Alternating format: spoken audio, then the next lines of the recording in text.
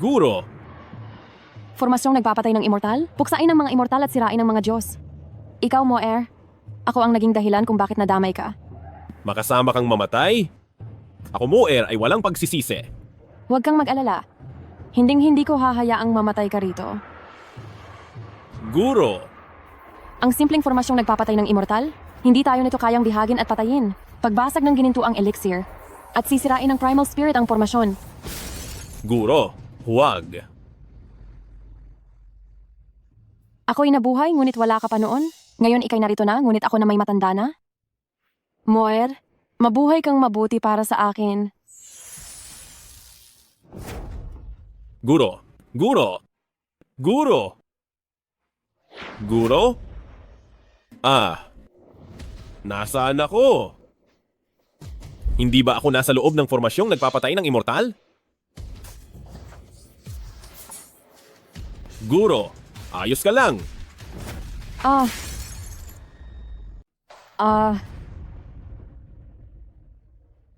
Aray ko? Ang ulo ko? Ano bang nangyayari dito? Ina, natatakot ako. Xiao Xiao, huwag kang matakot. Maestro, ayos ka lang ba? Asawa ko, kasalanan ko ang lahat. Kung gusto mong manakit, ako na lang ang saktan mo. Wala itong kinalaman sa anak natin. Asawa? Ikaw ang asawa ko. Siya ang anak ko? Chenmo, ngayon itatatwa mo na rin ba ang sarili mong anak? Hindi. Hindi ako yan. Naubos mo na ang lahat ng pera sa sugal? Ibinenta mo pa ang kotse at bahay? Ngayon, dahil lang sa munting mana na bigay sa akin, itinatatwa mo na ang sarili mong anak? Ang tigas ng puso mo. Nag-reincarnate ba ako? At nag-reincarnate pa ako sa katawan ng isang lalaking abusado? Maestro, hayaan mong magpaliwanag ako. Tumayo ka muna. Hindi kita gustong saktan. Ako? Tatay, wag mo na po ulit saktan si Ina. Tatay, wag mo na po ulit saktan si nanay. Si Sao Sao, susunod na po ako sa inyo, lalaba at magluluto po ako. Kaya, hayaan niyo na po muna kami ni nanay. Xiao, tumayo ka na. Huwag mong saktan ng bata. Ako na lang ang saktan mo. Si Xiao Xiao ay may malubhang sakit at hindi niya kayang masaktan. Paano ako napunta sa katawan ng ganyang tao? Hindi lang siya walang silbi. Sinasaktan pa niya ang sarili niyang asawa at anak. Hindi siya tao. Mahal, huwag kang mag-alala. Hindi ko na kayo sasaktan pang muli. Dati akong walang kwenta. Pangako ko, mula ngayon magbabago na ako ng tuluyan at magpapakabuti. Totoo ba ang sinasabi mo? Oo, siyempre totoo. Mahal, Xiao, huwag kayong mag-alala. Dati akong parang hayop, hindi lang ako lulong sa sugal. Sinasaktan ko pa kayong dalawa. Mula ngayon, iiwanan ko na lahat ng masasamang bisyo at magkakasama tayong mamuhay ng maayos. Tatay, totoo bang hindi mo nasasaktan kami ni nanay at mapapakain mo na kami ng busog? Pangako ko, mula ngayon, magsisikap akong kumita. Kung sakaling mangahas akong magkamali ulit, sana ako'y tamaan ng kidlat at hindi na magkaroon ng magandang katapusan. Tatay, Huwag kang lumapit. Huwag kang lumapit. Asawa ko, anong nangyayari sa'yo? Chenmo, hindi pa ba kita kilala? Huling beses pagkatapos mo sabihin iyan, hindi mo lang kami sinaktan ng anak ko, ibinenta mo pa ang bahay. Sabihin mo, ano na naman ang gusto mong ibenta ngayon? Gusto mo ba talagang ibenta kaming mag-ina bago ka pa makontento? Kahit gaano pa ako kasamang tao, hindi ko maibebenta ang sarili kong asawa at anak. Iniisip mo na naman ang aking dote, o hindi ba? Ako? Asawa ko, makinig ka muna sa paliwanag ko. Huwag kang lumapit. Wala na tayong pera sa bahay. Kailangan pang mag-aral ni Xiao Xiao. Kung magtatangkaan mong galawin ang dote ko, magpapakamatay ako sa harapan mo. Ibaba mo muna ang kutsilyo. Maniwala ka na ulit sa akin, pwede ba? Dahil sa paniniwala ko sa iyo, napangasawa kita, kaya ako humantong sa ganitong sitwasyon ngayon. Chenmo, sawa na ako sa kahirapan na ito. Asawa ko, ngayon, taus-puso na akong nagsisisi. Maniwala ka sa akin sa huling pagkakataon. Mula ngayon, hindi na ako magsusugal. Mula ngayon, magsisikap na akong kumita ng pera para mabigyan kita ng magandang buhay. Pera lang naman iyan, marami akong pera. Chinge, kung magkano man ang gusto mo, ibibigay ko sa'yo. Jiangzo, anong ginagawa mo rito? Ano bang magagawa ko? Siyempre, nandito ako para tulungan ka. Talaga bang may ganyan kang kabaitan? Sino sa buong Qiancheng ang hindi nakakaalam na baliw ako sa iyo? Hindi ko talaga matiis na makita kang nakikipagsama pa rin kay Chenmo na walang silbi. Kaya, nandito ako para bigyan ka ng pera. Ano ba talaga ang gusto mong sabihin? Nagkausap na kami ng asawa mo. Dadalhin ko ang pera sa inyo, pero kailangan mo akong samahan. Chenmo, wala kang hiya, asawa mo ako? Talaga bang planong ibenta ako sa ibang lalaki? Ako? 3 milyong piso yon. Hindi na mabayaran ng walang silbi na yan. Kaya lumapit siya para magmakaawa sa akin. Tanga talaga ako. Naniniwala pa rin ako sa lalaking tulad mo. Chingge, magkaiba kami. Kung sasamahan mo ako, ikaw na ang little madam ng Junk Corporation. Mag-aalala ka pa ba sa maliit na halaga ng pera? Pangako, aalagaan kitang mabuti. Ang tao ko, maglakas loob kang hawakan? Chenmo, pirmahan na namin ang kontrata. Malinaw na nakasulat sa kasulatan. Gusto mo na bang umatras? Hindi ko na gagawin ang transaksyong ito. Kunin mo na ang pera mo at umalis ka. Hindi ikaw ang magdedesisyon niyan. Dinala ko na ang pera. Gusto mo man o hindi, sasama siya sa akin ngayon. Sumugod kayo.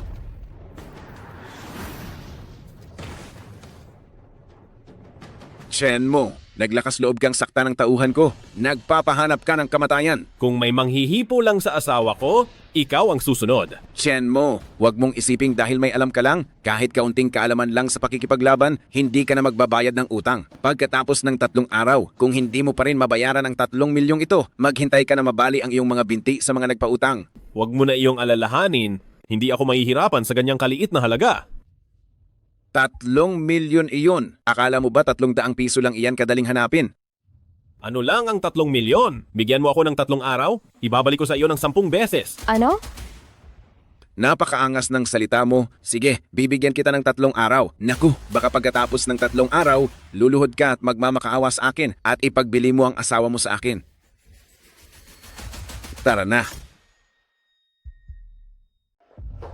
Chenmo, saan tayo kukuha ng ganyang kalaking pera? Gusto mo ba akong patayin sa pag-aalala? Asawa ko, huwag kang mag-alala. Ako ang bahala sa utang na yan. Magtatrabaho ako ng husto simula ngayon para mabigyan ko kayo ng magandang buhay ng anak natin. Ako ay ang dakilang Immortal Emperor na muling isinilang. Paano ako bibigyan ng problema ng 3 milyong piso lang? Halika na! Bakit ka nakatunganga dyan? Kumain na kayo agad! Gusto ba ni Xiao Xiao ng karne? Gusto ko. E di bakit hindi mo pa kinakain agad? Baka lumamig pa iyan. 6 na buwan nang hindi kumakain si Xiao ng karne. Gusto kong itabi para kainin ng paunti-unti. Noong nakaraang buhay, hindi ko naprotektahan ang aking guro. Sa muling pagsilang na ito, hinayaan ko pa ring danasin ng aking guro at anak ang ganitong kahirapan. Para akong wala sa sarili. Gusto mo ba, Xiao Xiao, na may karne tayo sa bawat kainan? Opo. Simula ngayon, sisiguraduhin ni tatay na si Xiao Xiao ay may masarap na pagkain sa bawat kainan. Hindi ko nahahayaan pa na danasin ninyo ang ganitong hirap. Halika, kumain na kayo. Asawa ko, anong ginagawa mo?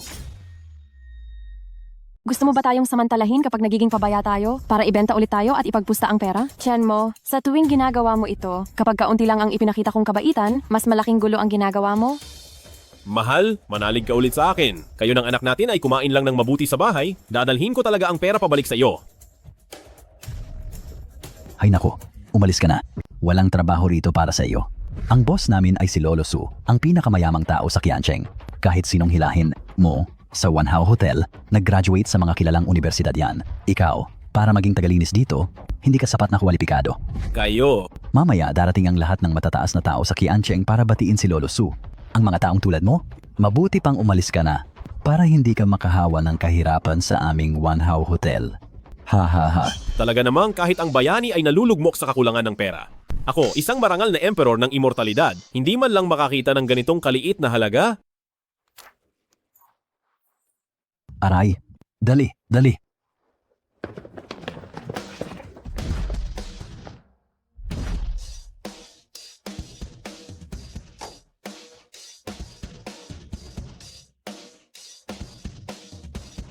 Sinasalubong namin ang pinuno ng pamilya Su. Pera.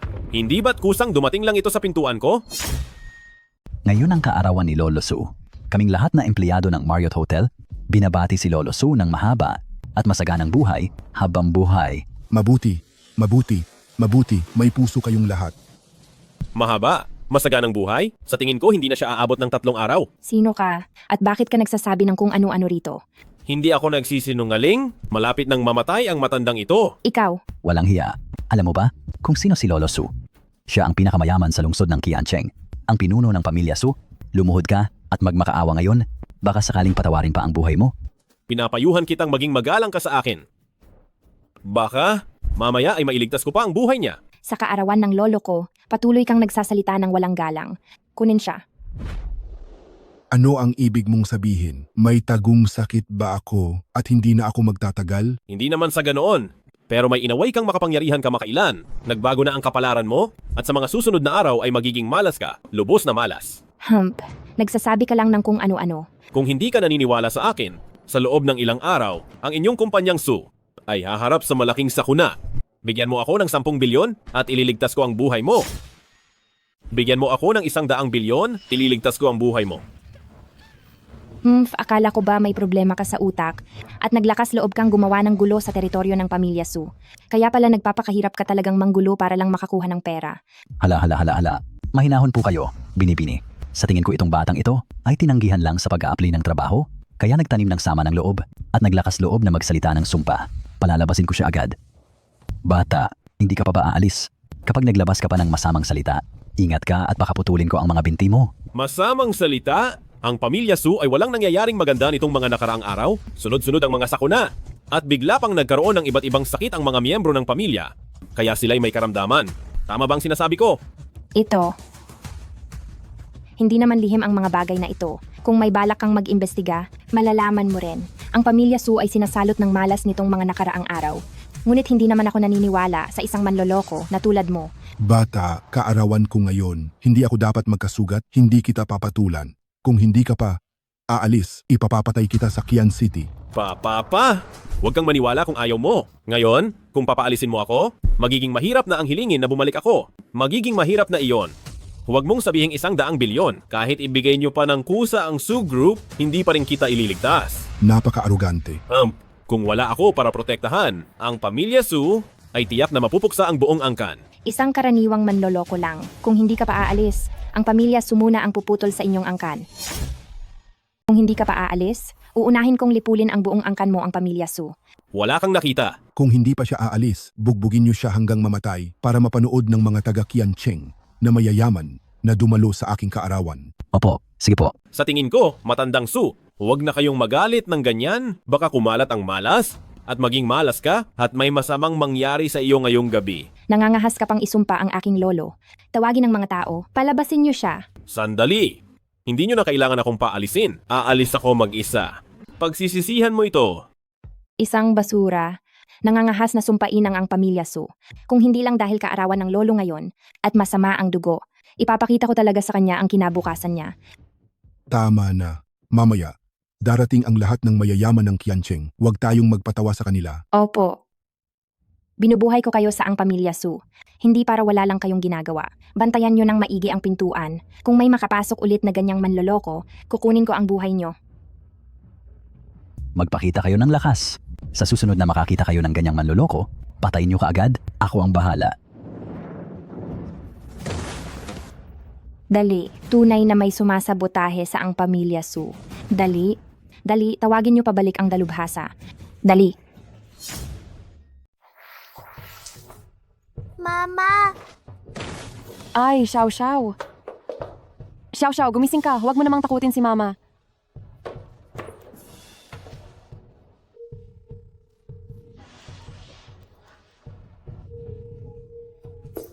Xiao Xiao, huwag kang matakot. Dadalhin na kita ni Mama sa ospital. Doktor! Doktor, iligtas niyo ang anak ko. Doktor! Doktor? Bakit ka nagmamadali? Pumila ka. Ang anak ko ay biglang nagkasakit. Hindi na aabot mamaya. Nakikiusap ako, iligtas niyo siya. Oh, hindi ba ikaw si Binibining Shen?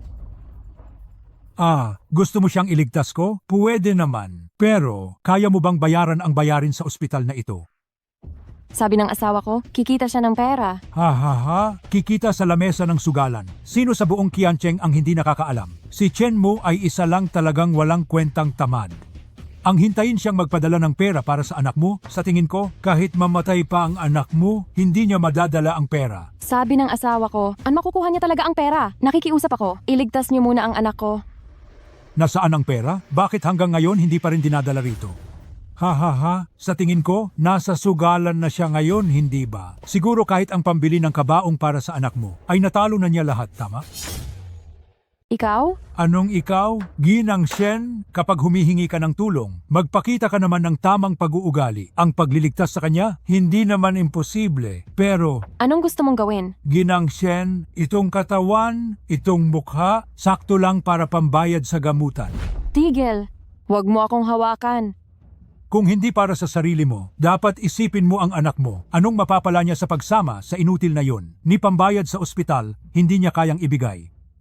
May 30,000 piso, 300,000 dito sa card na ito. Sapat na pambayad sa gamutan ng anak mo. Kung sasamahan mo ako ng isang gabi lang, kaya kong ipagamot siya ng pinakamagaling na doktor dito sa aming ospital. Itong deal na ito, sa anong anggulo man tingnan, ikaw ang malaking panalo rito. Huwag mo akong hawakan. Mamatay na ako. Pero hindi ako sasama sa hayop na katulad mo. Ayaw mo sa madaliang paraan, kaya pahihirapan kita. Kung hindi ka makakabayad ngayon, hintayin mong mamatay ang anak mo sa sakit. Xiao Xiao. Pwede mo pa akong pakiusapan ngayon, hindi pa huli ang lahat. Gusto kong makita ang dating mayabang na Ginang Shen. Lumuhod sa harapan ko kung ano ang magiging itsura. Ha ha ha ha. Sige, luluhod ako. Ha ha ha ha. Sige, luluhod ako. Ako na ang magbabayad ng bayarin sa ospital. Chen mo? Aking tangang ate, umaasa ka pa rin ba sa walang silbing iyon? Shen Quan, anong ginagawa mo rito? Siyempre nandito ako para tulungan ka. Ate ko pa rin kita. Hindi ko hahayaang magkasakit kayo ni Xiao Xiao at hindi makakuha ng panggamot at mamatay sa lansangan, hindi ba? Walang hiya ka. Hindi ka pa ba mag-aayos ng doktor para gamutin siya? Kung may mangyaring masama sa pamangkin ko, kukunin ko ang buhay mo. Ay, si Mr. Shen pala. Iipunin ko agad ang mga pinakamagaling na doktor sa ospital at operahan siya kaagad.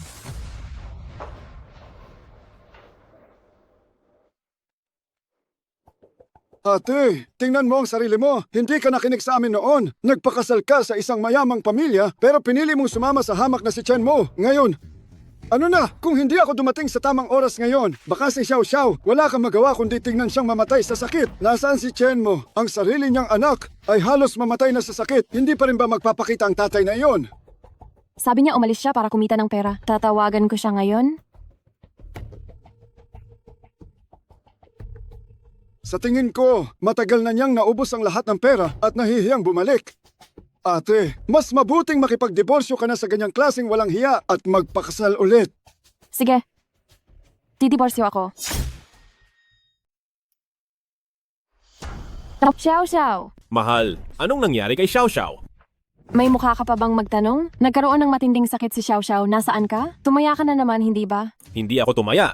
Lumabas ako para kumita ng pera. Nasaan ang pera? Ako, Hindi talaga ako dapat nagtiwala sa iyo. Chen Mo, maghiwalay na tayo. mahal, paniwalaan mo akong muli. Sa loob ng 3 araw, magbibigay ang Su Group ng 10 bilyon. Su Group? 10 bilyon? Sila ang pinakamayaman sa Qiancheng? Paano kanila makikilala? Chen Mo, ang tagal na kitang kilala, wala ka talagang pagbabago. Ang galing mo sa pagmamayabang ay lalo pang gumagaling. Mahal ko. Sino ang mahal mo? Mahal, Tigilan mo! Chen Mo, sawang-sawa na ako sa buhay na ito. Kailangan nating maghiwalay ngayon. Teka muna. Young Master Chen. Young Master Chen. Naghanda ang pamilya Su ng 10 billion US dollars. Pakiusap, tulungan niyo po ang aming pamilya Su. 10 bilyon?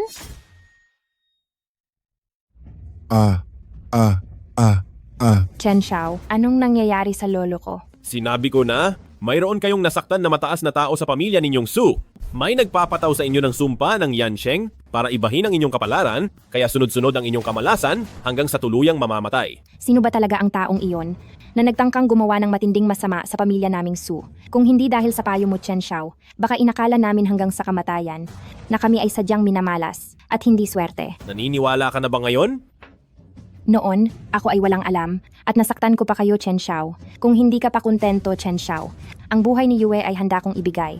Basta't sana ikaw, Chen Xiao, ay maging mapagbigay at iligtas mo ang lolo ko. Wala namang halaga ang buhay mo? Bakit ko pa kukunin iyan? Kung pagagalingin ko ang lolo mo, ang bayad. Ang pamilya kong Su ay handang magbigay ng 10 bilyong piso pa at pumili ka ng gusto mong mansyon sa Qiancheng. Pangako iyan. Lolo. Lolo, ayos lang po ba kayo? Maraming salamat po sa inyong tulong. Masyadong maaga pa para magpasalamat? Ang kalahati ng katawan ng matanda ay nasa bingit pa ng kamatayan. Masyado pang maaga para magpasalamat. Halos nasa bingit pa ng kamatayan ng matandang Ginoo. Binatang Chen, ano ang ibig mong sabihin? Pinapayuhan ko kayong isipin kung sino ang inyong kagalit at kung sino ang gustong sumira sa pamilya Su kung hindi ninyo siya matutukoy. Ang taong nasa likod nito ay tiyak na muling gagawa ng masama, hindi ninyo ito maiiwasan. Ito, Kung may itinatago ang matandang Ginoo, huwag na lang ninyong sabihin. Ngunit kung may mangyayaring masama ulit, hindi na ako ang sisisihin ninyo. huwag kang umalis. Binatang Chen. Binatang Chen, hindi sa ayaw naming sabihin, kundi sa totoo lang, ang pamilya Su ang pinakamayamang pamilya sa Qiancheng. Sa pagnenegosyo, walang hindi nagagalit sa ibang tao. Napakarami ng taong gustong mamatay kami. Talagang napakarami. Sa ngayon, hindi ko talaga mahulaan kung sino ang sasalakay sa amin. Binatang Chen, ang nasa likod nito ay may masasamang pamamaraan. Wala na ba kaming magagawa para maiwasan ito? Ang sumpa na ito, kailangan ito ng koneksyon. Kaya simula ngayon, dapat maging maingat kayo sa lahat ng inyong kinakain at ginagamit. Hanggat hindi ninyo napapatay ang salarin, ang kapalaran ng pamilya Su ninyo ay nakasabit sa talim ng kutsilyo. Ngunit Ngunit ang mga susunod na pangyayari, wala na akong kinalaman doon. Ibigay nyo na muna ang perang ipinangako ninyo sa akin. Teka lang, Binatang Chen, kailangan natin itong pag-usapan ng maayos. Baka naman nagbago ang isip mo at ayaw mo nang magbayad. Nagbibiro lang po kayo, Ginoong Chen. Ang halagang ito ay para sa aming pamilya Su. Wala lang ito. Parang patak lang ng ulan sa dagat. Kung gayon, ibigay mo na ang pera. Huwag po kayong magmadali, Ginoong Chen. Tiyak na ibibigay namin ang pera, ngunit gusto ko sanang makipag-usap sa inyo ulit tungkol sa isa pang transaksyon. Anong transaksyon? Ginoong Chen, ang pamilya Su ay dinaya ng mga masasamang tao at ang kanilang paraan ay napakatuso. Hindi kami makahanda. Kayo ay may pambihirang kakayahan. Ginoong Chen, kung mananatili kayo sa aming pamilya Su at poprotektahan ninyo kami, hindi na namin kailangang mag-alala pa tungkol sa ganitong bagay. Ako at si Yuer. Ginoong Chen, hanggat mananatili ka sa pamilya Su, maluluhong kotse at mansyon ay hindi problema. Kahit anong gusto mo, kayang ibigay ng pamilya Su. Kahit ako pa ang gusto mo, pwede rin. Ikaw? Hindi na kailangan. Sapat na sa akin ang perang ito. Ikaw, Uuwi na ako para hanapin ang asawa ko. Paalam. Lolo, anong gagawin natin? Magpadala ka agad ng mga tao para alamin kung sino talaga ang gustong umatake sa pamilya Su. Halungkatin ang lahat ng sulok at hanapin ninyo siya. Shen Qingge, 3 araw na ang lumipas. Handa na ba ang pera? Young Master Jiang, kakatapos lang ng operasyon ng anak ko. Maaari ba? Tigilan mo na yan. Sasabihin ko sa iyo, kung hindi mo pa rin mababayaran ang pera ngayon, mamamatay kayo mag-ina rito. Young Master Jiang, hinihiling ko na bigyan mo pa ako ng kaunting oras. Gaano pa karaming oras ang ibibigay ko sa iyo? 10 araw? Kalahating buwan? Kaya mo pa bang bayaran? Iniwan na nga kayong mag-ina ng wala mong asawa at tumakas na. Sabi ni Chen mo, tiyak na ibabalik niya ang pera sa pagkakataong ito.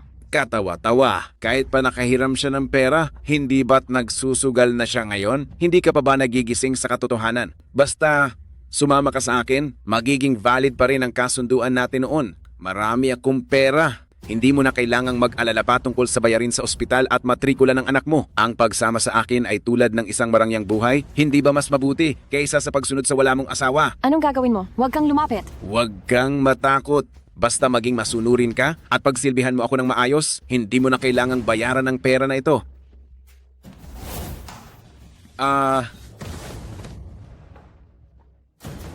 Chen mo, naglakas loob kang saktan ako. Asawa ko. Chen mo, naglakas loob kang saktan ako. Sinaktan ko ang tulad mong salot na gumagawa ng lahat ng kasamaan. Kapag hinawakan mo pa ang asawa ko kahit isang daliri, kukunin ko ang buhay mo. Bago ka magyabang, ibigay mo muna sa akin ang utang mo. Kung hindi mo mababayaran ngayon, babaliin ko ang iyong mga binti. Ano bang halaga ng perang iyan? Bibigyan kita ng 10 beses niyan. Saan mo nakuha ang ganyang karaming pera? Baka ninakaw mo ha? Huwag mo na iyong alalahanin, kunin mo ang pera at umalis ka na.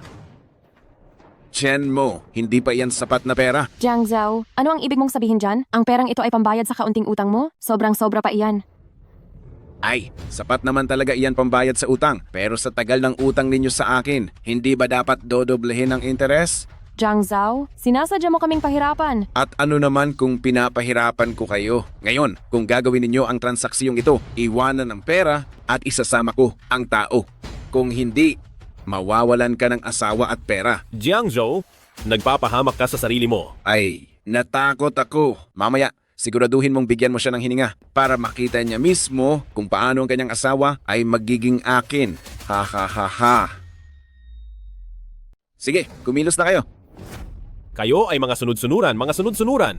Tumutulong sa taong yan na si Jiang sa kanyang paggawa ng kasamaan.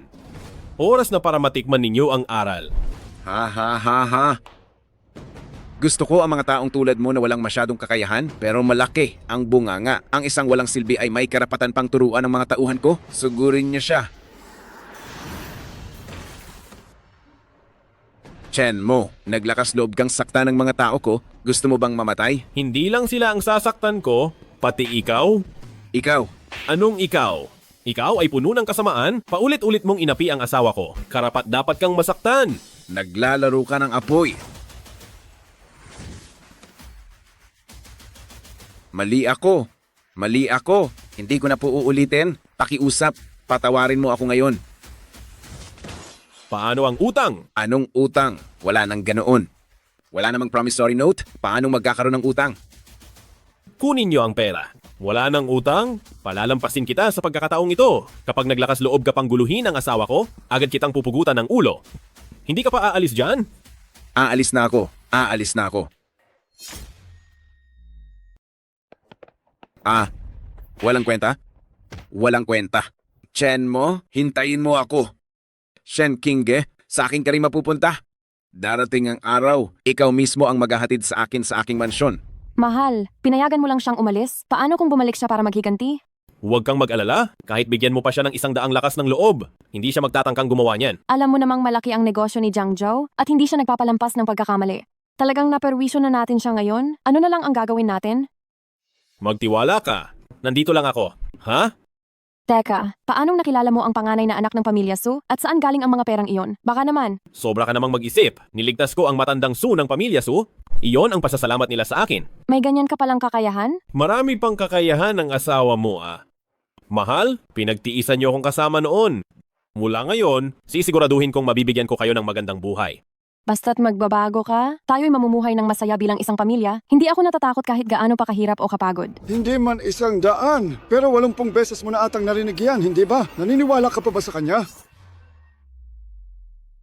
Shen Quan, bakit ka nandito? Siyempre, susunduin ko ang ate ko para umuwi. Nang magpakasal kami ni Chinge, matagal na kaming hindi nakikipag-ugnayan sa inyong pamilya, Shen. Ngayon, gusto mo siyang ibalik? Kung hindi lang sana nabulag ang ate ko at nagkagusto sa iyo, paano kami makikipaghiwalay sa kanya? Isa pa, pumayag na ang ate ko na magdiborsyo, kaya mananatili siyang miyembro ng pamilya Shen. Hindi ko hahayaang dalhin mo siya. Hindi mo iyan kontrolado. Kung ikaw ay walang ambisyon, okay lang, pero nagkasugal ka at ipinagbili mo pa ang bahay. Kung hindi namin siya kukunin ngayon, hayaan na lang ba naming mamatay ang ate ko sa iyong mga kamay? Ikaw? Anong ikaw? Nagsasabi ba ako ng mali? Isang taong nagsugal hanggang sa wala ng matirang bahay. Uminom lang ng alak, sinasaktan na ang sarili niyang asawa at anak. Isa kang walang kuwentang tao. Ako? Nagbago na ako ngayon. Sisiguraduhin kong hindi na sila maghihirap. Kung maaasahan ka, pati baboy, aakyat sa puno.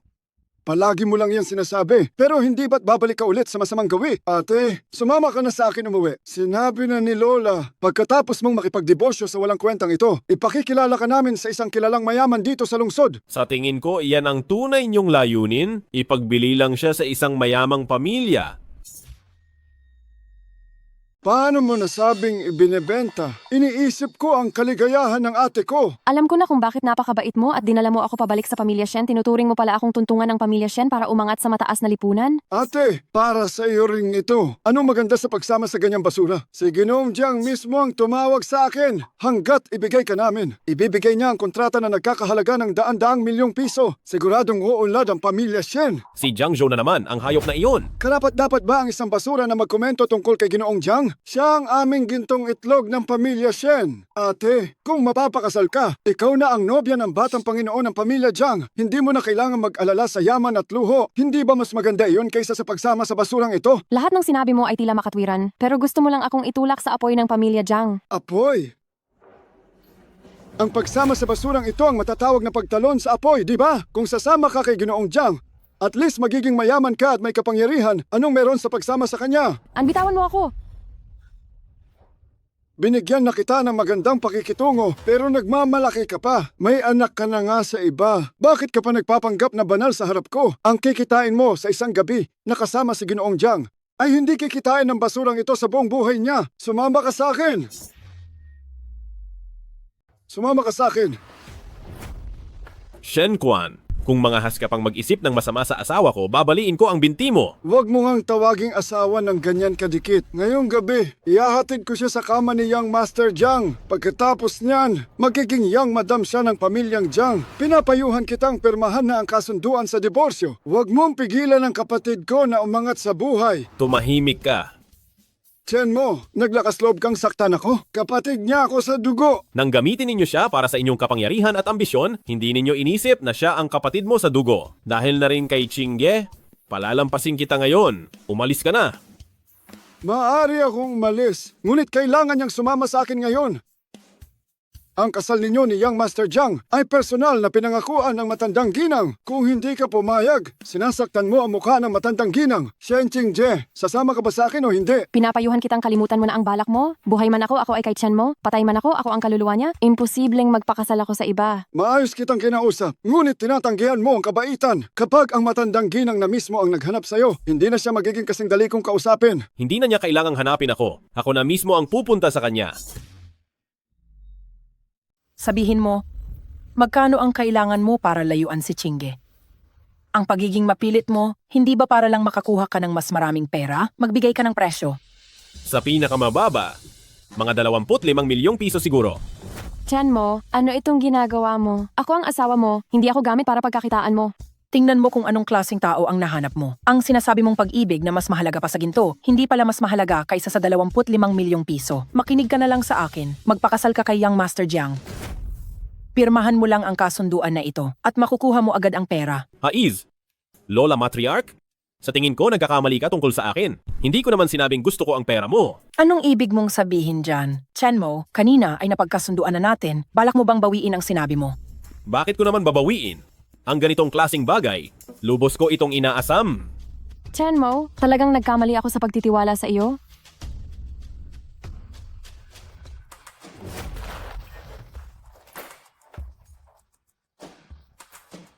Bibigyan kita ng 40 milyong piso. Mula ngayon, lumayo ka na kay Chingge. Chen mo, naglakas loob kang lokohin ako? Lao Tai Jun, hindi ba pera lang ang gusto mo? Kung magkano ang binigay sa iyo ni Jiang, sa hinaharap bibigyan kita ng 10 beses, 100 beses. Kahit sino ay kayang magmayabang. Ang ganda ng iyong mga sinabi, huwag mong isiping kasing tanga ako ni Shen Chingge na maniniwala sa iyo. Dahil alang sa sinabi mo, isang walang kuwentang tao na puro pagliliwaliw lang ang alam. Paano mo matatalo si Young Master Jiang? Lao Tai Jun, ngayong tinanggap mo na ang pera, mula ngayon, huwag mo nang pag-interesan ang asawa ko. Hindi ako pumayag. Ang perang ito na ang bayad mo. Sa taon-taong paninirahan mo ng libre sa aming pamilya Shen, ikaw, kailangan mo pa ring umalis. Lao Tai-jun, ikaw. Bakit? Mali ba ang sinabi ko? Sa loob ng mga taong ito, siya ay nakikipag-aksaya ng panahon, kasama ang kaniyang mga walang kuwentang kaibigan o kaya'y nagsusugal. Kung hindi ko siya tinutulungan, matagal na siyang nagutom at namatay sa kalsada. Ang pera na ito ay magsisilbing kabayaran niya sa pamilya Shen. Tulong? Lao Tai-jun? Simula nang ikinasal ako kay Chen mo, hindi mo ako binigyan ng ni isang sentimo.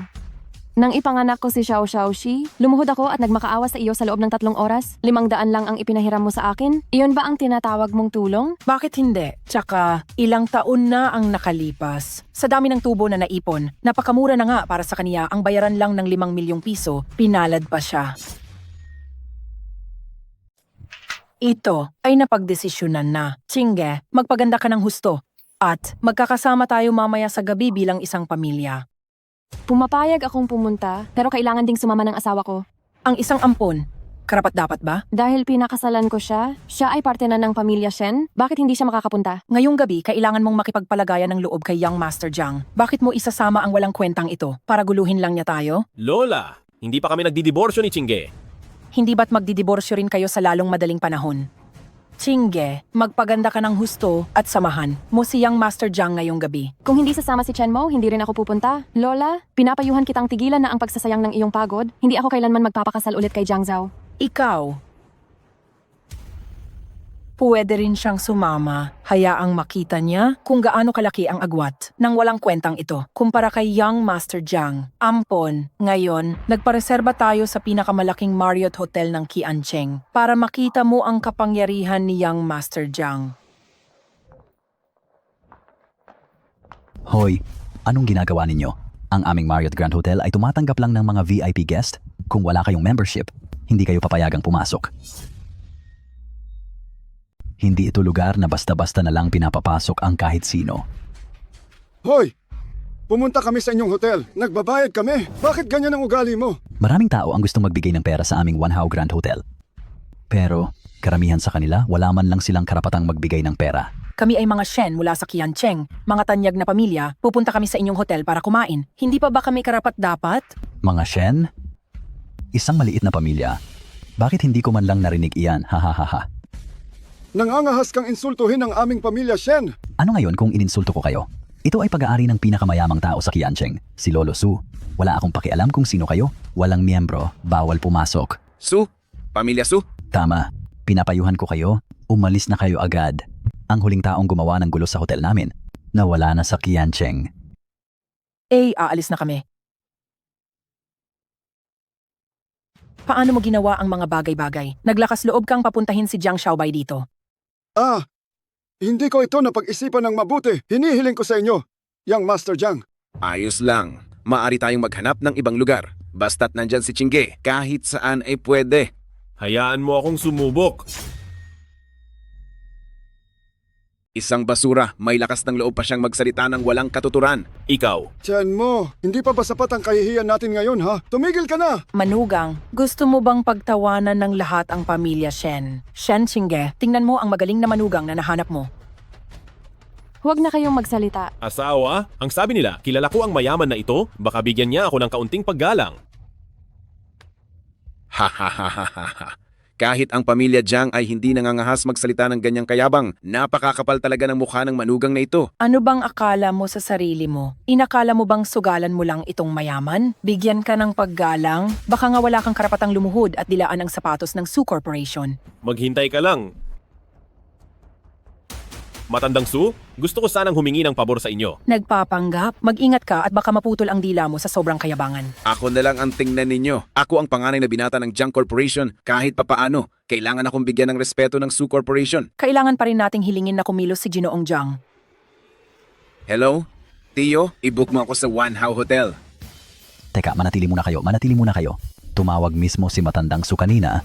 Maari na kayong pumasok. Ang bilis, hindi ko inasahan na napakataas pala ng kanilang efficiency. Ang Marriott Hotel na ito ay tumatanggap lamang ng mga bisitang may asset na 100 bilyon.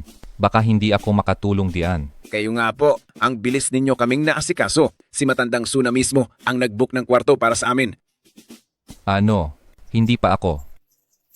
Matagal ko nang sinabi, kahit pa ang pamilya Su, kailangan pa rin nilang bigyan ng pabor ang pamilya Jiang. Mas may kakayahan talaga si Batang Jiang. Hindi tulad ng ibang tao, puro lang kayabangan. Ako ang humingi ng tulong kay Matandang Su.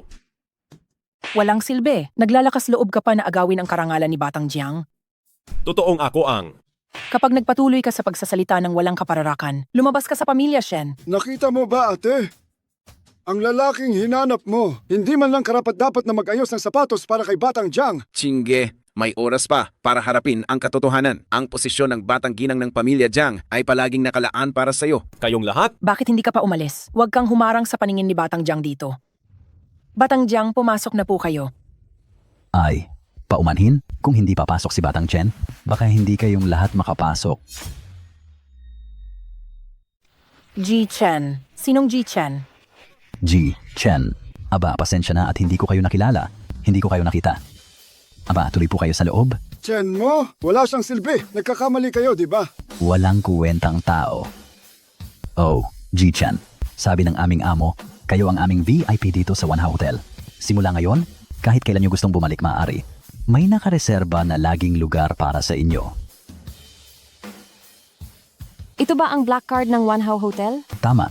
Sabi ni Ginoong Su, basta't dumating kayo, ang lahat ng inyong gastusin ay babayaran ng ang mga Su. G. Chen, nagreserba na kami ng pinakamarangyang kwarto para sa inyo. Tuloy po kayo sa loob. Ito, hindi ito posible. Hanapin mo ang amo ninyo. Linawin mo ito. Maliwanag na ito ay dahil sa pamilyang Jiang. Kaya kami binigyan ng lugar. Anong pamilyang Jiang? Hindi pa namin naririnig yan. Malinaw na sinabi ng aming amo. Si Chen Mo, si Ji Chen. Hindi ito posible. Siguradong may mali. Si Chen Mo ay walang kwentang tao lang. Manahimik ka na. Ang kalabanin si Gi Chen ay parang kinalaban nyo na rin ang mga Su. Ako? Manugang na lalaki? Paano mo nakilala ang pinakamayaman sa Qiancheng, si Ginoong Su? May utang na loob lang siya sa akin. Napakawalang hiya mong manugang. Walang hiya kang manugang. Ginang, ano po bang ginagawa ninyo? Kung hindi dahil kay Chen mo, hindi tayo makakakuha ng silid sa Marriott Hotel? At sinasaktan mo pa siya? Ibig mong sabihin tama pa siya, ganoon ba? Malaking utang na loob ang ipinakita ng pamilya Su sa atin. At sinayang lang niya ito rito. Isa siyang walang kuwenta at walang pananaw. Ikaw! Anong ikaw? Kung ginamit natin ng maayos ang utang na loob na iyon, maaaring makasali na tayo sa mga tanyag at mayayaman. Ganyang kagandang pagkakataon, sinayang mo lang. Hindi na kita pwedeng saktan, ganoon ba? Ang tanging laman ng isip ni Ginang ay pera at kapangyarihan. Wala na siyang natitirang konsensiya. Manugang, naglakas loob ka pang murahin ako? Ang isang manugang ay naglakas loob na maging sobrang mapangahas. Ginang, malinaw na hindi kanya iginagalang. Walang hiya kang manugang. Palayasin agad ang manugang na ito. Palayasin siya sa pamilya Shen. Ginang! Manahimik. Hindi siya dapat manatili rito. Ngayong gabi, magpapakasal ka kay binatang Jiang. Hindi ako papayag. Hindi ka na makakatanggi. Kunin siya, mga tao. Ngayong gabi, pagkatapos mong mapakasal sa kanya, tingnan natin kung paano ka pa makakatanggi. Chen mo, takbo. Huwag kang tatakbo, bilisan ninyo at hulihin siya pabalik.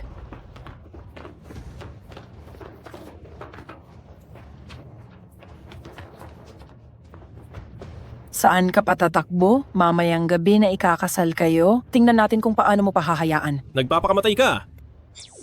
Bata, sinabi ng wala ka na hindi ka pa rin umaamin, hindi mo man lang mapangalagaan ang asawa mo. Tsingge, pinapayuhan kitang sumunod na lang ng mabuti. Kung hindi, Shen Quan, naglakas loob kang saktan ako. Ayaw na ba ninyong mabuhay? Lola Reyna, Mahal, huwag kang mag-alala. Papanoorin mo ang isang magandang palabas. Huwag kayong lumapit. Ako ang nakatatandang young master ng Jiang family. Kapag ginalaw ninyo ako, ang Shen Corporation ay tiyak na babagsak. Tingin ko gusto talaga ninyong mamatay. Mukhang nabaliw na si Lola Reyna. Baka hindi ka na niya marinig. Bilis, hulihin ninyo sila. Hulihin ninyo sila. Chen Mo, bakit ako lang ang hinuhuli nila at hindi ikaw? Paano ko malalaman iyon? Maaring gusto ka talaga ng matandang Ginang, kaya gusto ka nilang hulihin. Hiho, hindi ba isa itong palabas na magkasama ninyong ginawa? Young Master Jiang, labis mo naman akong inaapi. Sa puso ng matandang Ginang, ikaw ang palaging magaling na manugang ng pamilya Shen. Paanong sasaktan ka niya? Aray ko, nababaliw na ang matandang Ginang, pati ang anak niya baliw na rin. Hindi kaya ang pamilya Shen ay... Ano? Young Master Jiang, ayos ka lang ba? Huwag kang lumapit. Ano ang gusto mong gawin? Ano pa ba ang magagawa ko? Nag-aalala lang ako sa sugat ni Young Master Jiang. Sabi ng matandang Ginang, kapag nagdiborsyo na kami ni Chen Mo, ikaw na ang magiging akin. Paano ko hahayaang masaktan ka? Hoy, huwag kang lumapit! Isang pamilya ng mga baliw, gusto pa ring pumasok sa malaking pintuan ng pamilya Jiang. Managinip na lang kayo.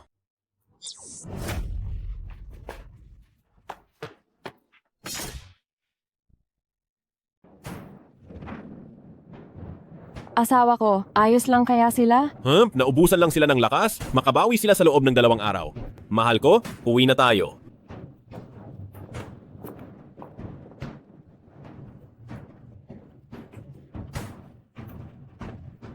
Lola matanda! Lola matanda, ayos ka lang ba? Dali, umalis na tayo. Xiao, masarap ba? Masarap, tatay. Makakain pa ba ulit si Xiao Xiao ng ganito kasarap na pagkain? Mula ngayon, araw-araw kang pakakainin ni tatay ng ganito kasarap para ikaw ang maging pinakamaligayang bata sa buong mundo. Tatay, totoo po ba ang sinasabi niyo? Oo naman. Hindi mo ba pinagkakatiwalaan si tatay? Nagkakatiwala? Nagkakatiwala si Xiao Xiao kay tatay o kayang gawin ang sinabi? Guro, muling isinilang. Sa pagkakataong ito, aalagaan ko kayong mabuti. Hindi na ako papayag na apihin pa kayo. Kumain ka muna diyan. Tatawagin ko si nanay. Asawa ko. Asawa ko. Lola, ayos lang po ba kayo? Hoy, ikaw na walang kwenta, bilisan mo! Heis,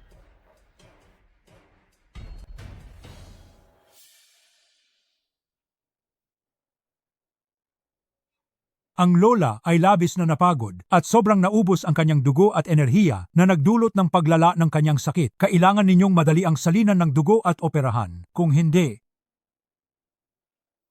hindi na magtatagal ang inyong buhay. Ano? Aray! Aray!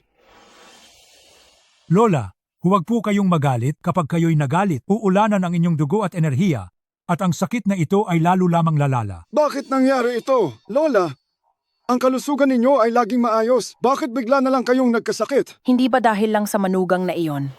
Kung hindi niya ako paulit-ulit na sinasaktan ng damdamin, paano ako magiging ganito? Ang hangal na iyon na walang nagagawang tama at laging nagdudulot ng gulo.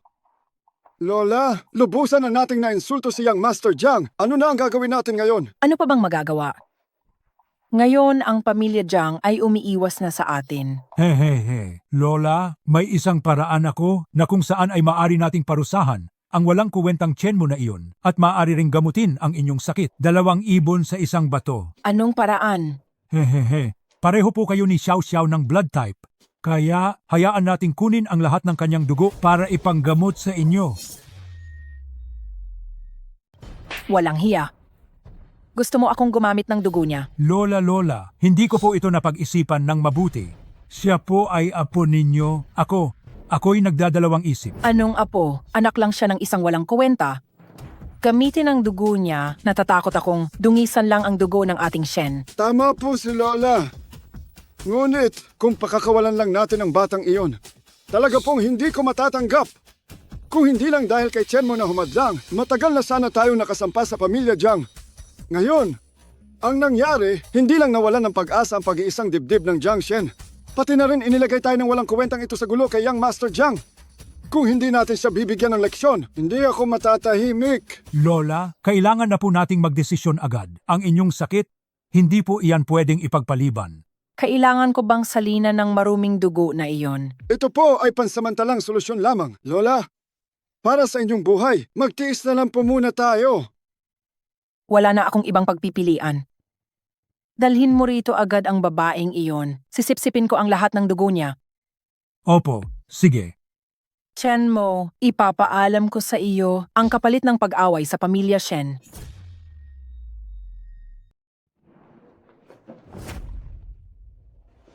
Lola, Sino ang lola mo? Isang walang kuwenta. Karapat dapat ba siyang maging bahagi ng pamilya Shen? Lola, gusto nang umuwi ni Xiao Xiao. Umuwi? Sa tingin ko, hindi ka na makakauwi pa. Kung may sisisihin ka, sisihin mo ang tatay mong walang kwenta. Dahil sa gulo na ginawa niya, ikaw ang magdurusa sa kahihinatnan nito. Tito, pakawalan mo na si Xiao Xiao, pwede ba? Natatakot si Xiao Xiao. Umalis ka! Ang dumi mo! Hindi pa ba kayo nagdudugo para operahan ang matandang ginang? Opo. Huwag kang lalapit. Darating ang tatay ko para iligtas ako. Bitawan mo ako. Huwag ka nang magpumiglas. Baka mamaya manginginig ang kamay ko. At masaksak ka, hindi iyon maganda.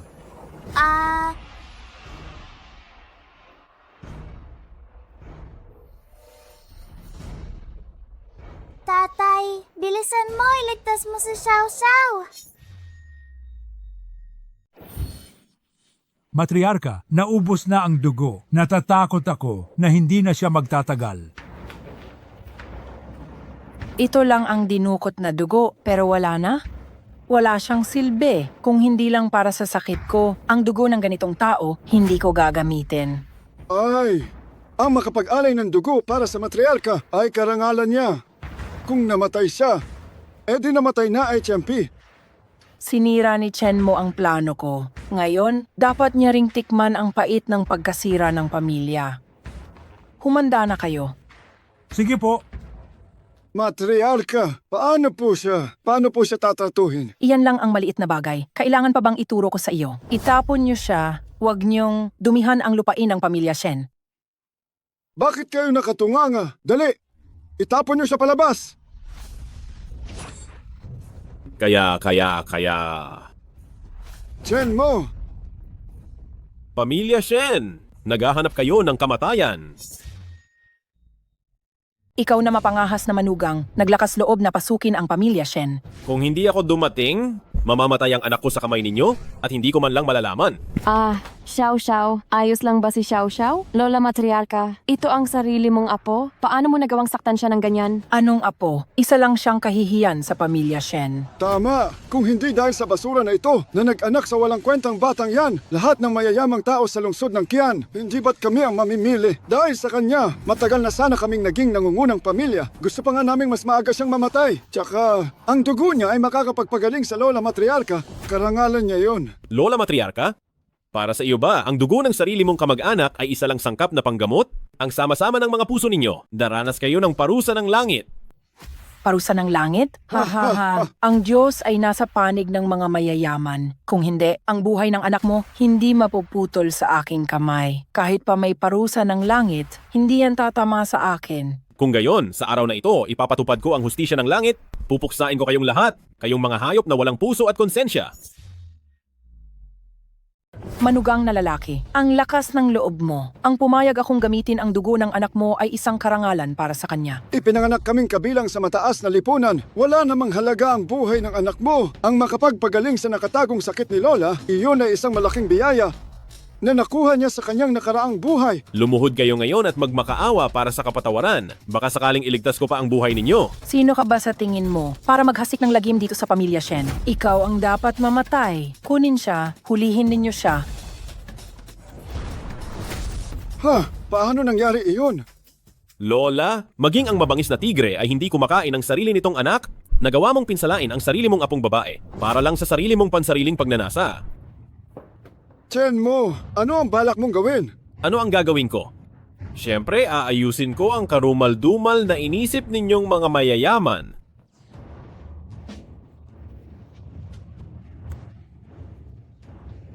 Chen mo, nagkamali ako. Hindi lang ako nakapag-isip ng maayos. Patawarin mo ako sa pagkakataong ito. Hindi ko naguguluhin pa ang pamilya ninyo. Paulit-ulit akong nagparaya, pero ang kapalit ay ang walang katapusang panggugulo ninyo. Kung ako ang aapiin, tiniis ko. Ngunit sinumang maglakas loob na saktan ang aking asawa at anak, mamamatay kayong lahat. Sinumang nangahas manakit sa aking asawa at anak ay mamamatay. Chen Mo, bayaw! Wala akong kinalaman dito. Lahat ito ay ideya ng matandang lola. Kahabagan mo na ang buhay ko. Sa tingin mo ba maniniwala ako sa iyo? Maraming beses ko nang pinayuhan ng matandang lola na ang paraang ito ay lubhang hindi makatao, ngunit ayaw niyang makinig. May lakas ka pa ng loob na magdahilan. Malamang ikaw ang nagbigay ng ideya sa matandang lola. Bayaw, nagkakamali ka. Kapatid ko ito. Si Xiao Xiao ay pamangkin ko. Kahit gaano pa ako kasamang tao, hindi ko magagawang saktan siya. Ate, pakiusapan mo na rin ako. Ako ang iyong kapatid. Kadugo mo. Hindi mo ako pwedeng hayaang mamatay. Noong sinasaktan mo ang anak ko, naisip mo ba na tayo ay kadugo?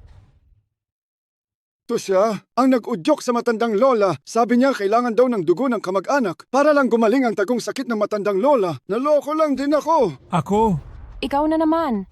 Hindi pa ako nakakaganti sa pag-insulto mo sa akin dati? At ngayon, naghanap ka pa ng pagkakataon para maghiganti? Sinasaktan ang anak ko. Hindi ako, wala akong ginawa.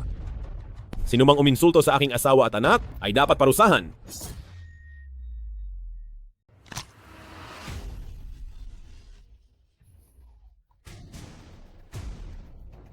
Ikaw na.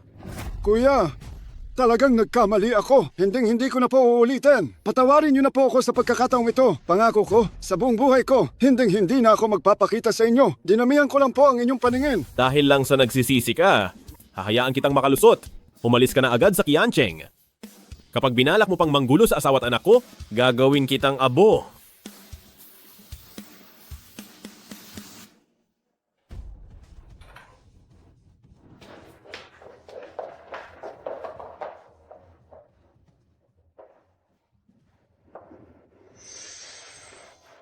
Mahal, kumusta na si Xiao Xiao? Huwag kang mag-alala. Ayos na si Xiao Xiao. Kasalanan ko dahil hindi ko siya nabantayan. Pinayagan kong kunin ni Lola si Xiao Xiao. Dahilan para muntik na siyang... Ayos lang. Ayos lang. Naayos na ang pamilya Shen. Simula ngayon, wala nang mga api sa inyo. Mula ngayon, tayong tatlo, mamumuhay ng mapayapa. Miss, may masamang nangyari. Miss, may masamang nangyari. May malaking problema. Ano? Basura, hindi mo pa rin mahanap ang nagsumpa sa Su family. Ano pa ang silbi ninyo sa akin? Lolo, wag ninyong hayaang masira ang inyong kalusugan dahil sa galit. Hindi ito dapat madaliin. Hay, ang Su family ay nasa bingit ng kamatayan. Paano ako hindi mag-aalala? Ang kalaban ay gumawa ng masamang paraan. Kung hindi dahil sa tulong ni Chen Xiao, matagal nang nawasak ang Su family. Kung hindi tayo kaagad makakaisip ng solusyon, natatakot ako na hindi magtatagal, muli silang gagawa ng masama. At mas matindi at mas malupit pa. At mas mahirap pang mapigilan. Lolo, kahit na hindi ko pa, nahanap kung sino ang salarin. May mga kakaibang bagay akong natuklasan nitong mga nakaraang araw. Anong kakaibang bagay? Ang mga kilalang mayayaman sa Qiancheng, nitong mga panahong ito, hindi ko alam kung bakit. Lahat sila ay nakaranas ng ilang kakaibang pangyayari. Ang iba ay walang tigil ang kamalasan. Ang iba ay biglang nagkasakit at marami ring aksidente. Ang mga ito ay tila katulad ng naranasan natin dati. Sa ngayon, sa 5 malalaking pamilya sa Qiancheng, maliban sa Su family, ang natira ay patay na o baliw na. Isa na lang ang natitira. Ang Gu family. Gawa mo itong katarantaduhan. Lolo? Wala akong apo na katulad mo. Ginawa ko ang lahat ng makakaya ko para isagawa ang masamang sumpa. Hindi bale kung nabigo sa pamilya Su. Nitong mga nakaraang araw, kung hindi ka lang sana palihim na gumugulo, ang mga walang kwentang iyon sa pamilya Su ay patay na sana sa aking mga kamay. Ako. Ang mga humahadlang ay nasolusyonan ko na. Ang pamilya Gu ay hindi magtatagal at magiging makapangyarihang angkan ng Qiantang City. Dahil sa iyo sa walang kwentang ito, hindi ka lang hindi tumulong, naglakas loob ka pang gumawa ng gulo ng palihim. Lolo? Ang lahat ng ito ay masasamang sining. Darating ang panahon na mananakit sila lalo na ang gumawa nito. Masamang sining? Sinasabi ko sa iyo, hanggat matutulungan niya akong maabot ang aking hangarin, ang maging pinakamayaman sa Qiantang City, ito ay banal na sining. Lolo? Marami na po kayong kamay na nabahiran ng dugo? Kung magpapatuloy pa ito, magdurusa po kayo ng karmang masama. Mas mabuti na tumigil na kayo ng maaga. Tama na. Ilang buhay lang, natakot ka na. Bibigyan kita ng huling pagkakataon, agad na patayin ang pamilya Su. Ako. Ang humadlang sa akin ay mamamatay? Kahit na sarili ko pang apo, walang eksepsyon. Opo.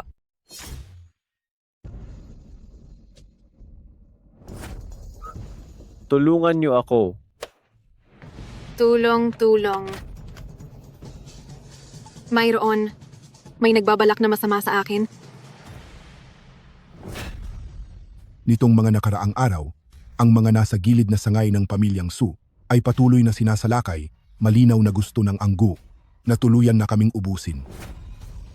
Ang pamilyang Gu ay talagang kasing sama ng masamang espiritu. Natatakot ako na hindi na magtatagal. Bago nila abutin ang pamilyang Su. Matagal na kaming magkakilala ni Gu Chengde, pero hindi ko man lang napansin ang kanyang pagiging mapagbalat kayo. Lolo, nagpadala na ako ng tao para imbitahan si Binatang Chen. Umalis na muna tayo at saka na tayo mag-usap.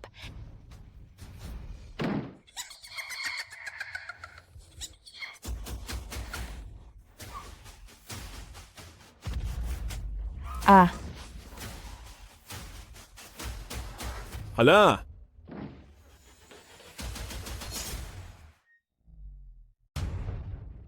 Utos! Sige! Anong nangyayari? May multo. Chen Xiao. May masamang espiritu na nakapasok sa pamilya Su namin. Huwag kang matakot. Nandito na ako kaya ayos lang. Yung babae, nandito lang siya kanina. Chen Xiao, ano ba talaga itong nangyayari? Ito ay isang simpleng ilusyon lamang. Sino ba ang taong ito? Na gustong saktan kayo?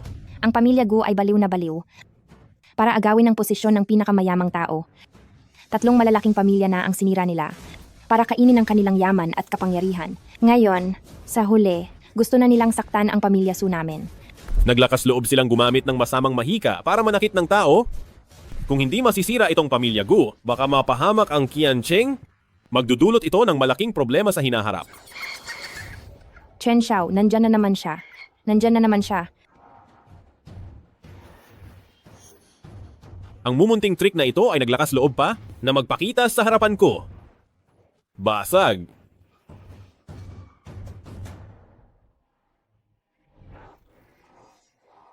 Sino ka? Bakit mo sinisira ang plano ko?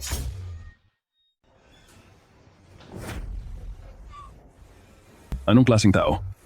Ang nangahas sumira sa planong ito? Ay, Lolo?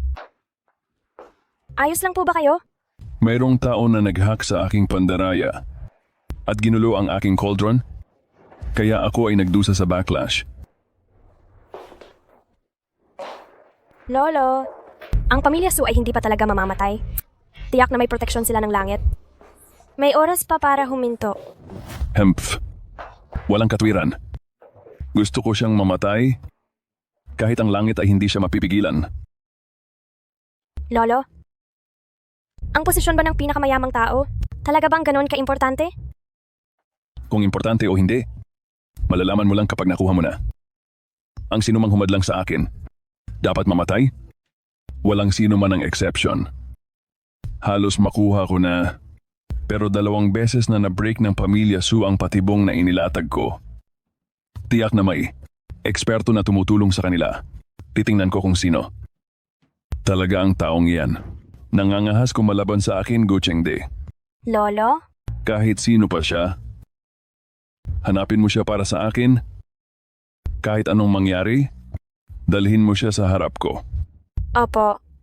Gagamitin ko siya bilang aking pugon para tulungan akong makamit ang sukdulang kapangyarihan. Pagdating ng oras na iyon, ang buong Qiancheng ay magiging akin. Ginoong Chen, nagkita rin tayo sa wakas. Sino ka? Ano ang gusto mo? Huwag kang mag-alala, Ginoong Chen. Wala akong masamang intensyon. Gusto lang kitang makausap ng pribado. Ako si Gu Xiaoxiao ng pamilya Gu. Matagal ko nang hinahangaan ang iyong pangalan, Ginoong Chen. Ikaw pala ang Gu ng pamilya Gu na paulit-ulit na umaatake sa pamilya Su. Tama? Wala akong masamang balak sa pagpunta ko rito. Nais ko lang makipagnegosasyon sa iyo, Ginoong Chen. Sa mga taong gumagamit ng maruruming taktika na tulad mo, wala akong dapat pag-usapan.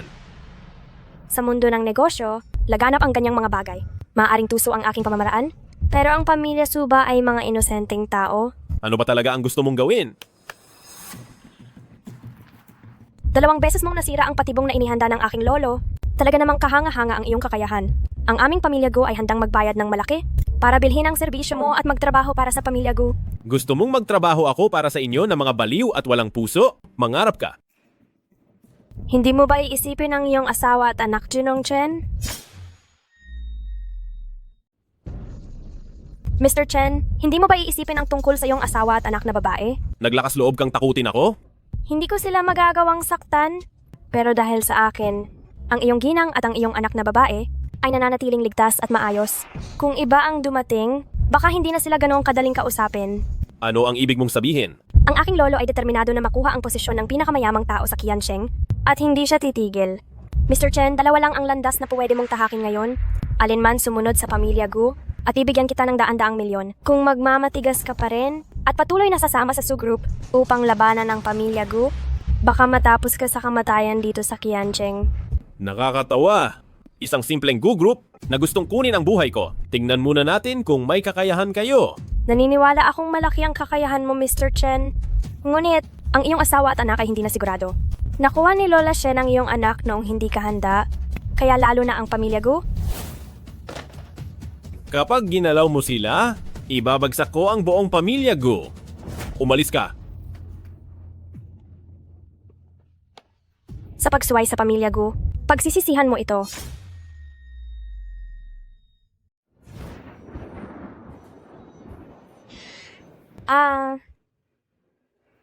Lolo, Bakit? Nagpapanik ka na naman? Lolo, ano ba ang ginagawa mo? Matagal na inalagaan ng pamilya Gu ang mga walang kwentang ito. Ngayon, sa wakas ay may silbi rin sila.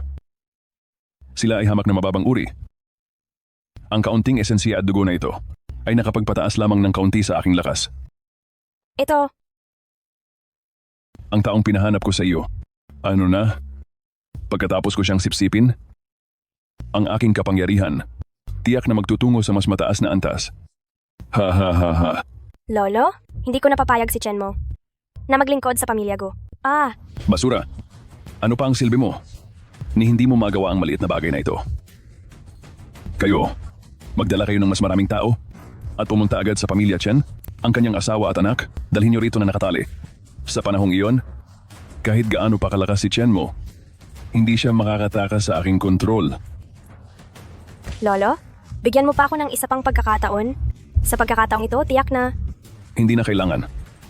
Manatili ka na lang sa bahay at panoorin mo kung paano ako magiging pinakamayamang tao sa lungsod ng Qian. Ha ha ha.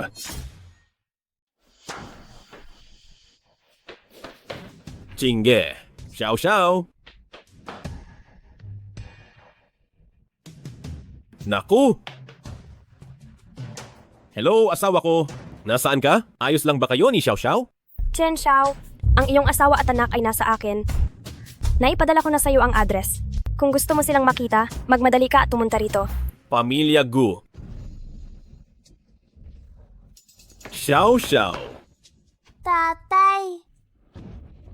Chen Xiao, ang bilis naman at nagkita ulit tayo. Ikaw na naman. Pinakawalan kita noong nakaraan. Tapos naglakas loob ka pang galawin ng asawa at anak ko. Naglalaro pa ng apoy. Huwag, mahal.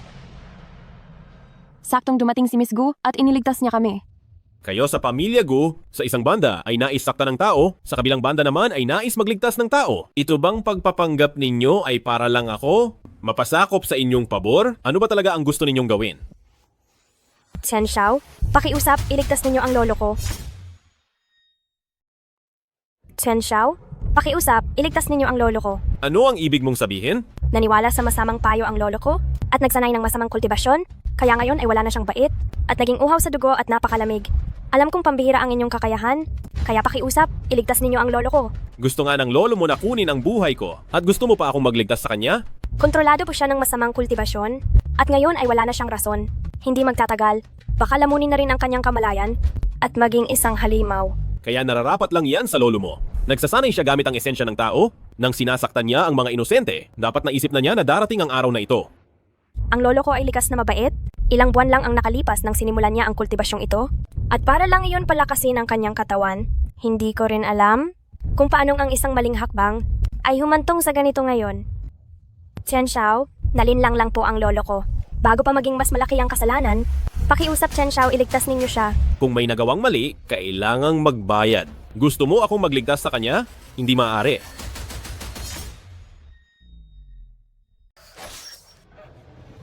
Sino ka para kalabanin ako? Huwag lang ikaw, kahit pa ang buong pamilya ko, kahit pagsama-samahin ninyo, hindi pa rin kayo makakapantay sa akin. Alam kong hindi ako makakapantay kay Ginoong Chen, kaya paano ako gagawa ng hakbang laban sa iyo? Pero, ang kasalanang ginawa ng lolo ko, kahit gaano pa man ang maging kapalit, sapat na ang buhay ko. Ginoong Chen, biktima rin ng masamang tao ang lolo ko. Kung matutulungan ninyo kami, magpapakamatay ako bilang paumanhin. Ang pagligtas sa lolo mo, hindi naman imposible. Pero kailangan mong pumayag sa ilang kondisyon ko. Papayag ako kahit sa daang-daan.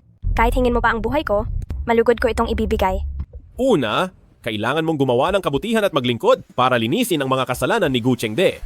Sige, pumapayag ako. Basta mailigtas mo ang buhay ng lolo ko, handa ang pamilya Gu na ubusin ang aming yaman para sa kawanggawa. Pangalawa, huwag na kayong gumamit pa ng masamang mahika habang buhay. Kung hindi magsisisi ang lolo mo, ako mismo ang kukuha ng buhay niya. Wala kang silbi.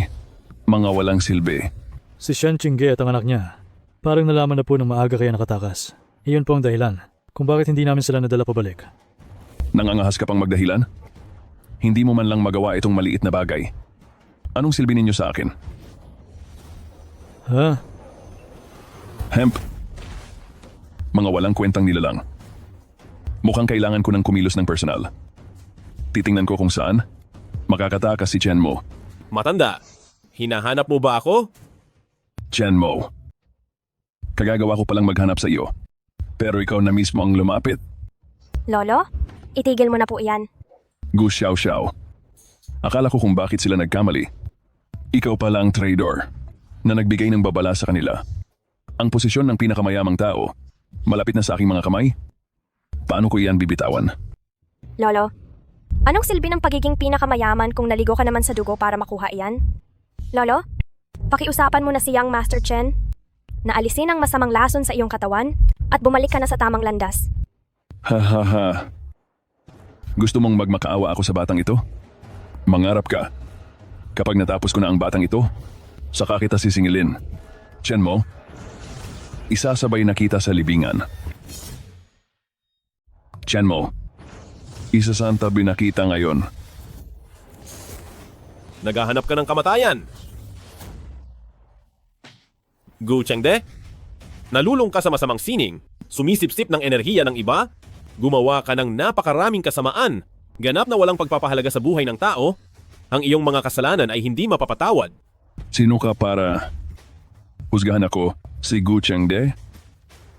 Ang kanilang buhay ay nakakatulong sa pagpapalakas ng aking kapangyarihan. Isang biyaya iyon para sa kanila. Dahil hindi ka nagsisisi, wala akong pagpipilian kundi tapusin ka, upang hindi ka makapinsala sa Qiancheng. Hahaha. Hindi ka nagpapahuli sa yabang. Ang aking kapangyarihan ay nagawang perpekto. Tingnan natin kung gaano kalaki ang iyong kakayahan at naglakas loob kang magsalita ng walang ingat. Kapag naisip-sip ko na ang iyong enerhiya, ang buong Qiancheng ay magiging akin. Hindi ka nagsisisi kahit sa kamatayan.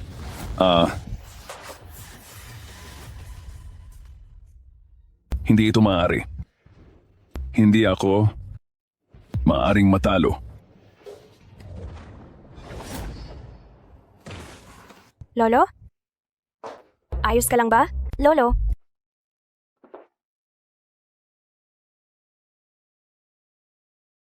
Ano ang nangyayari sa akin?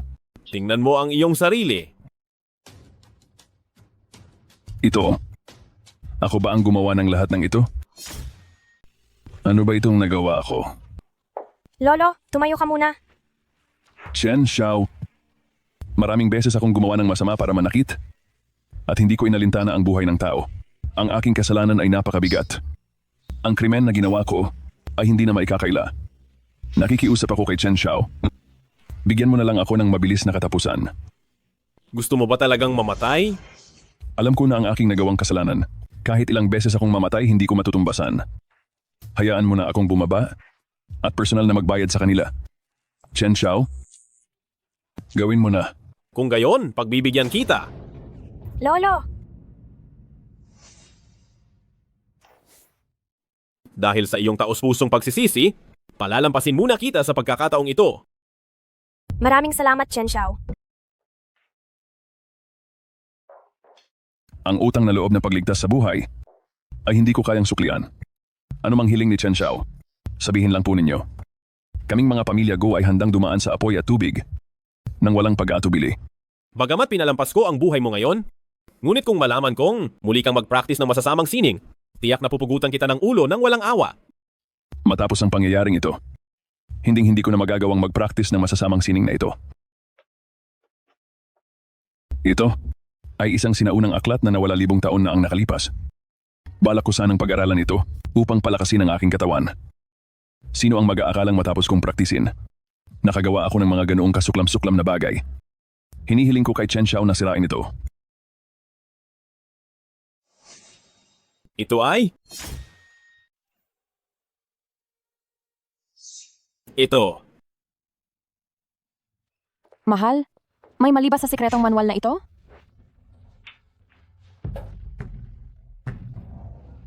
Chen Xiao? Ano po bang nangyayari?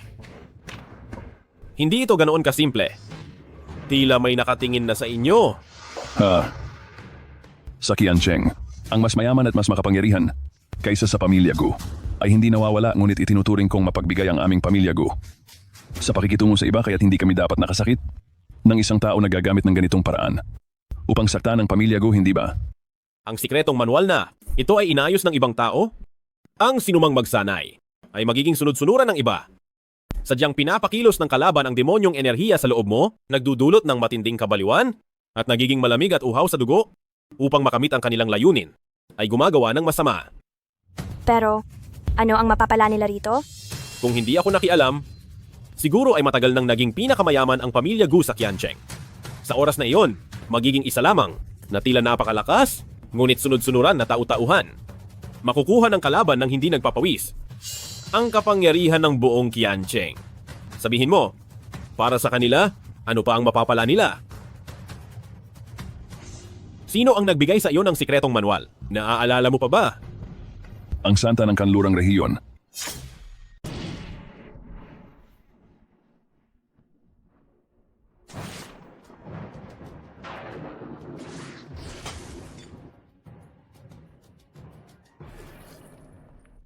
Santa, ayos lang po ba kayo? May tao pala sa lungsod ng Qian na kayang kumawala sa aking kontrol at pagbaliktarin ang aking kapangyarihan. Mukhang hindi dapat maliitin ang taong ito. Ibig po bang sabihin, susukuan na natin ang lungsod ng Qian? Susukuan? Katawa-tawa. Makikita ko kung sino itong taong nangangahas na sirain ang aking dakilang plano. Ang lungsod ng Qian ay talagang mapapa sa akin. Kahit sino mang humadlang sa aking landas, ay may 100 lamang kamatayan. Mangyari po lamang, Santa, mag-utos na kayo.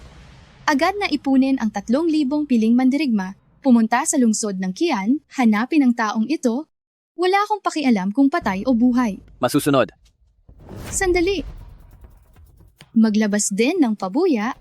Kung sino man ang makakakuha ng ulo ng taong ito, magbibigay ako ng 100 bilyon. Masusunod.